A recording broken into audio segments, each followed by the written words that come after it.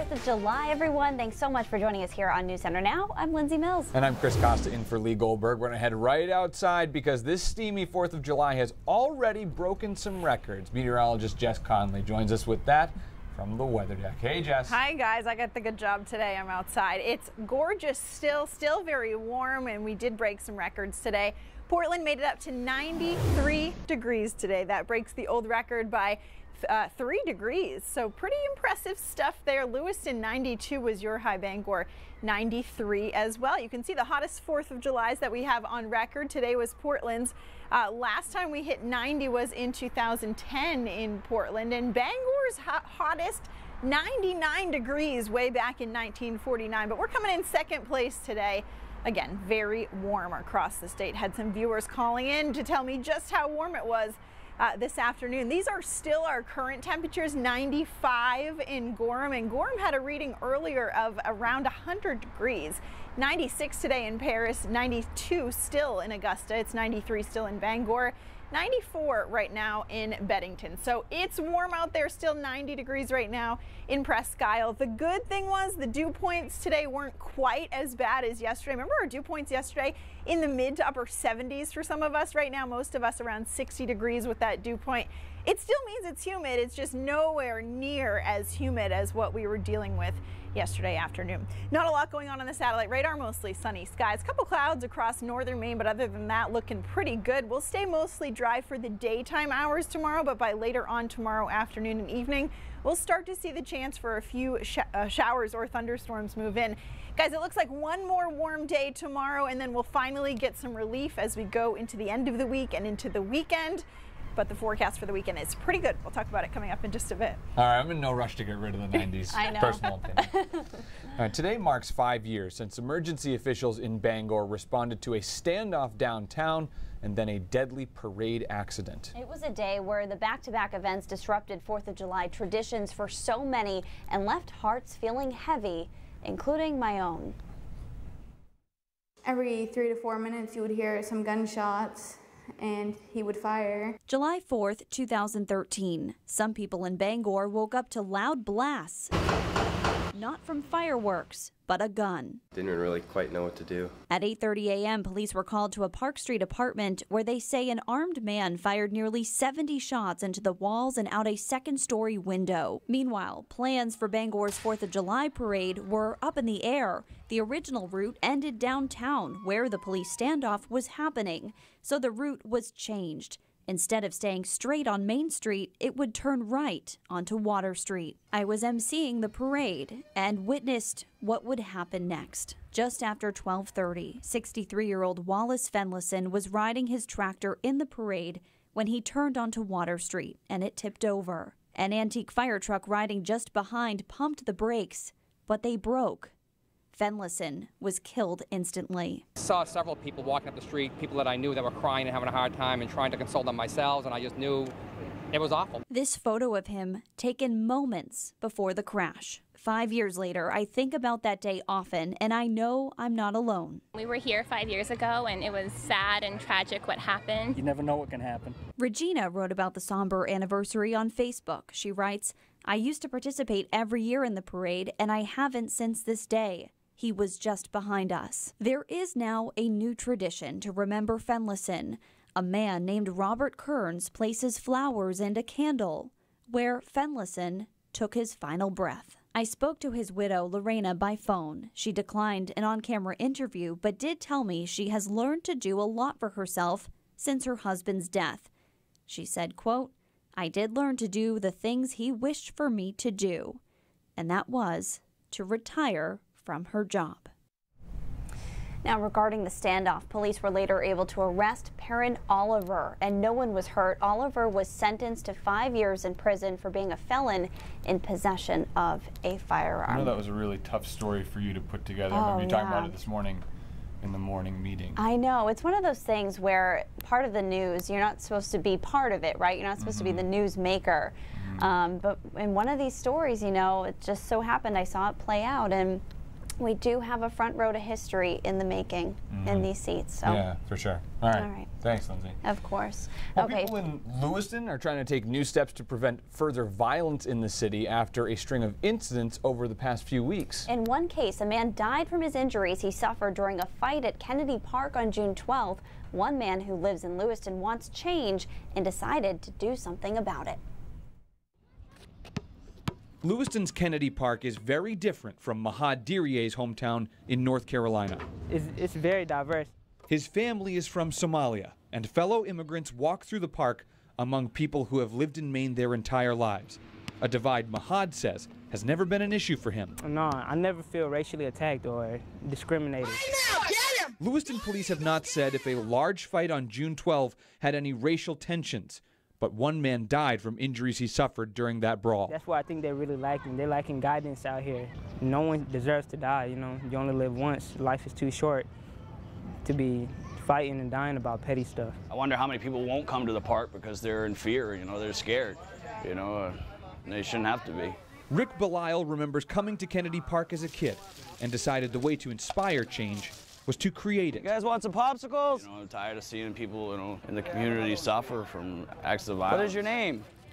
It's been bugging me, what can I do to show people kindness? So on the hottest day of the year, a day to celebrate freedom, Rick is sharing with strangers, his neighbors, a cold treat, and reminding them why they came to America in the first place. Thank you. Even when a language barrier gets in the way. Enjoy your 4th of July. We all bleed the same. I think it's learned behaviors. Maybe that's all they ever see is hate and violence. Just let them show them, people can be kind, to people they don't know, strangers. Just show them a different way of life. Would you like one? Trying to lead by example. Nice to meet you, Mahad. Nice to meet you, Amy. Fighting over skin color and differences in ethnicity, we're way above that. Rick hopes he'll be able to hold similar events in the future, and there are a number of other community groups in Lewiston that have also organized gatherings to promote peaceful responses to violence. Yeah, I can't really complain over a popsicle right on a hot day like today. Yeah, nice thing he's doing. Okay. So popsicles, hamburgers, hot dogs, these are all part of our 4th of July plans, but there's no bigger 4th tradition than fireworks, but they're also extremely dangerous. Right, thousands of people, most often kids and teens, are injured each year using fireworks, and believe it or not, sparklers are the most likely to cause injuries. Those can reach temperatures high enough to cause 3rd-degree burns. Now, a good way to avoid that is to stick them in the ground instead of holding on to them. Experts recommend that only adults handle fireworks and wear protective eyewear, and always dispose of fireworks by soaking them in water before throwing them away. All right, some good advice there. So while yes, fireworks are legal in Maine to buy and use, it's important to remember there are still regulations with their use.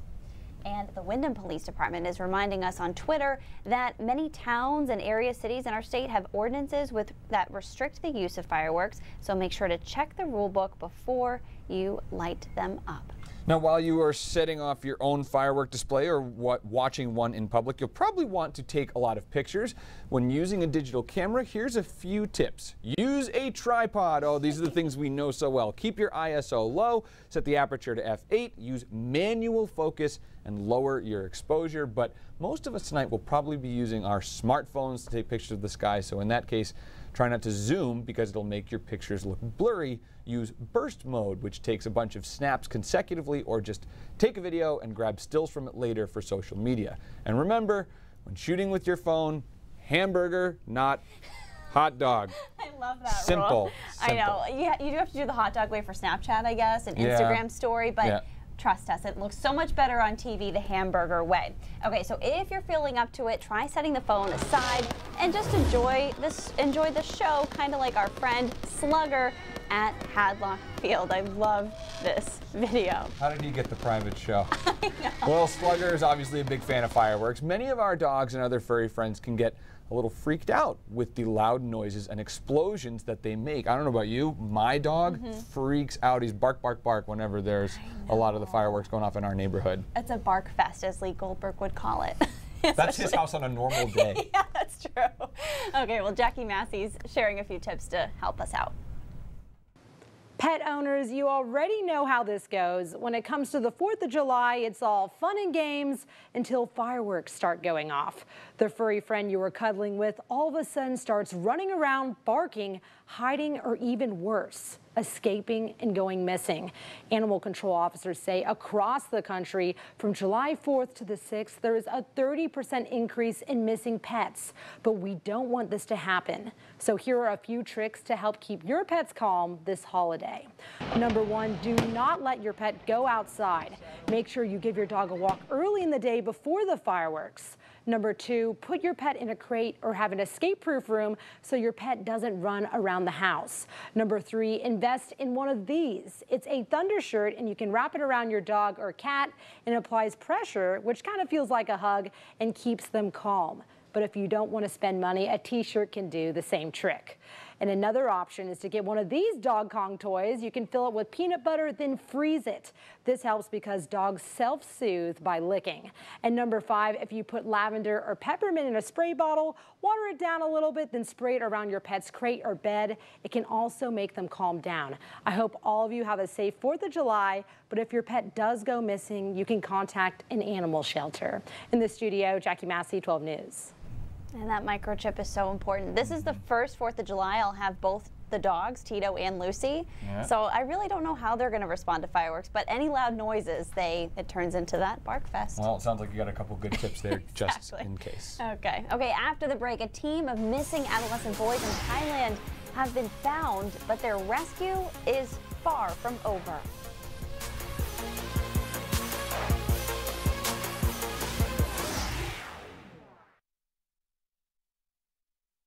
July. Yeah, dudes. Happy 4th. Deborah, I love Deborah's comment. She says July 4th is a dog's worst day. Yeah. Renee, thank you for that. A lot of people giving us the temps: 92 in Lewiston, 92 in Avon, cool. 97 in Winslow. You got a bunch of weather buddies, weather watchers over there, Jess. They're chiming in. Hey, John Parisi saying, today's my wedding anniversary. No kidding. You guys share. There's actually a few people that I know who've gotten married on the 4th. Okay. My dad said in his welcome speech, he's like, it is a little odd that you're getting married on Independence Day. I was going to say, what did you walk down the aisle to? I know, right? INDEPE. I was just saying I like Will Smith songs yesterday. That's funny. Or the other day. Deborah did mention also, she said it was so humid last night when I would go outside, my glasses fogged up like I was in a sauna. Oh, man. So I used to work in Texas, and that used to happen to me every day. I'd put on my sunglasses right before, like one of my first days at work. I put on my sunglasses right before I go out the door. I opened the door and woof, and I was like, oh, man. It was like. Can't see very good. Oh, it was 99% well, there really was like 99% humidity. Like, dew points were crazy. Yeah, almost every day down there. It was nuts. Wow. And I was just chatting with a couple of my friends. I had posted a picture yesterday when I was out. Yeah. Like a little video. I being saw like, that so when hot, you were walking I'm carrying around. all this gear around. And I tagged some of my friends from Texas, and I was like, but it's nothing compared to what you guys went through, right? And they're like, yeah, it's nothing. Nothing. Like, yeah, I know it is. funny. That Texas heat is nothing to mess with, especially when it comes to Tex-Mex. That's heating the food. Exactly. No, but I mean, I don't know about you guys. I'm curious. I mean, I know we talk about beat the heat and everything, but I'll take this because like the people I was talking to yesterday were saying we only get this for a couple of months a year, and then basically from like November or even October, depending on where you live in Maine, maybe even earlier, it's just cold all the way until like May or June. Right. So we gotta just enjoy. We can't complain. Yeah, own it. Love it. Exactly. All right, we're gonna catch you up on this Thai soccer team story, or the American soccer team. Yeah. Thai authorities say they're looking into options trapped for over a week now in northern Thailand. Thai Navy SEALs released another video showing the boys introducing themselves and said they are relatively healthy, or they are in relatively healthy conditions, excuse me. According to the SEAL commander, the group is accompanied by SEAL members, including a doctor and a nurse. He told everyone during a news conference that his team members have given the boys food. He said there was no rush to bring them out as they are safe where they are. The boys are between the ages of 11 and 16, and their 25-year-old coach They all went missing when flooding trapped them after entering the Tam Luang Nang Nan cave on June 23rd. And while it was amazing the entire team was found alive, the rescue mission is going to be a feat within itself because the boys may need to learn to swim and dive to free themselves. Let's take a look at why this is such a complicated rescue. To the left of your screen is where in the cave the group is located, 2.5 miles from the entrance. They're essentially in an air bubble on a ledge above water. The first part of any journey out would involve a dive because of the floodwaters, and some parts are too narrow to wear scuba tanks. The dive would be about 30 meters. Once they get through there, 4 more areas of the cave are flooded, and then full climbing gear would be needed to get to the entrance. Rescue teams have spent a lot of time trying to pump water out of the cave, but they're worried about monsoon-like rains moving in 3 days from now. And meanwhile, authorities there are saying the boys are getting food and water and are able to talk to their families by phone, but how they will get out safely is the focus right now. Best wishes to all of them. I know. Okay, well, when we return, your 4th of July forecast explained.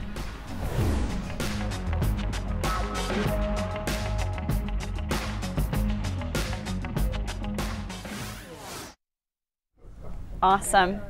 I know that soccer team story is crazy. To think they aren't going to see sunlight for so long is crazy. Yeah. Hey, Jamie, thanks for the nice note. Let's see. James is watching from Brewer.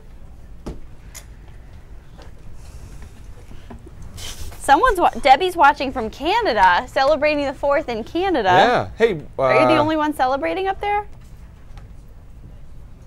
Didn't somebody,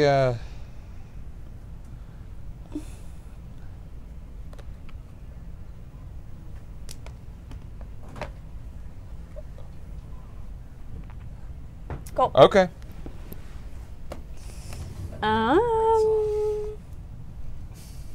So yeah. What are you guys doing today? Are you grilling? Did you already grill? Are you grilling later? The beach? Did you go to camp?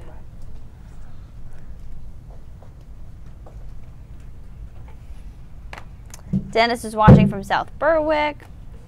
What's going on, Dennis? Leo, we have not heard of that story. Happy 4th.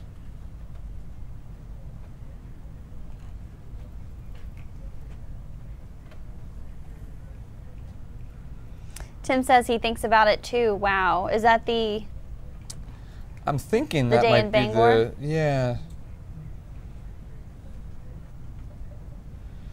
It was a wild day. Yeah. But yeah, so what I ended up finding out after the fact was that the man who died was our neighbor in Holden. Right. Lived right across the street.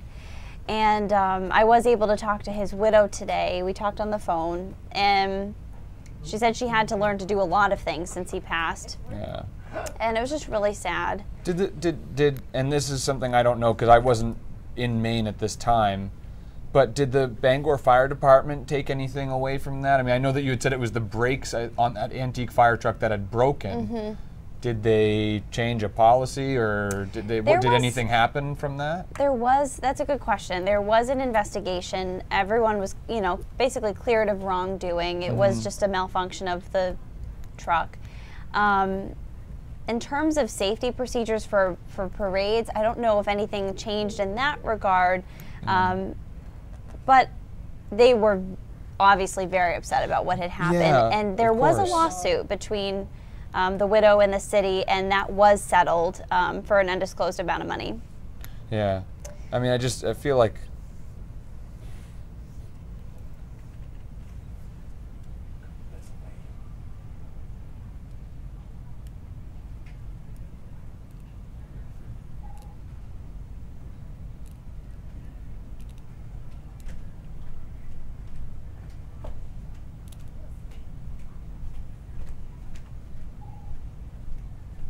that's enough to stretch from LA to DC more than 5 times.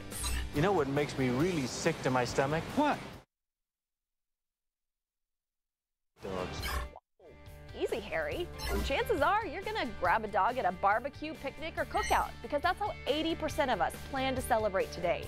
66% will display an American flag, 3 in 10 will attend a parade, and nearly 2/3 of us will attend a fireworks display. Well, I see you got them snakes and sparklers. Plenty of displays to choose from. More than 14,000 will light up the sky all over the country. That's not including the little one your neighbor fires off. Blowing stuff up on Independence Day since 1777 to celebrate the one-year mark of the Declaration of Independence being approved by the Continental Congress. So let's talk history real quick. 56 people signed the Declaration. 70-year-old Benjamin Franklin was the oldest, but 13 of the signers were 35 or younger, including Alexander Hamilton, who was thought to be about 21 at the time. I'm a diamond in the rough, a shiny piece of coal, trying to reach my goal, my power of speech unimpeachable. It took until 1941 for Congress to declare this a federal holiday, and we have been officially celebrating ever since. Hope you have a happy and safe Independence Day. Don't know why we're getting started. All the info you want to know.